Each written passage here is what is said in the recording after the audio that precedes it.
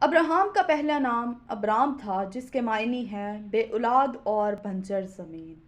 خدا نے اس کا نام ابرام سے بدل کر ابراہام رکھ دیا، جس کے معنی ہے قوموں کا باپ اور برکتوں کا وارث۔ اسی طرح میرے عزیزو، ابراہیم کی بیوی کا نام ساری تھا، جس کے معنی تھے بنجر اور خشک زمین۔ خدا نے اس کا نام بھی بدل کر ساری سے سارا رکھ دیا، جس کے معنی ہے نجات یافتہ لوگوں کی ماں۔ اسی طرح میرے عزیزو، اگر دیکھا جائے تو ہم بھی اپنے بچوں کے نام بغیر سوچے سمجھے ایسے رکھ دیتے ہیں جو ان کی پرسنالٹی پر سوٹ نہیں کرتے، جس کی وجہ سے ان کو بہت سی مشکلات کا سامنا کرنا پڑتا ہے، بہت سارے کرائسس ان پر ٹھہر جاتے ہیں۔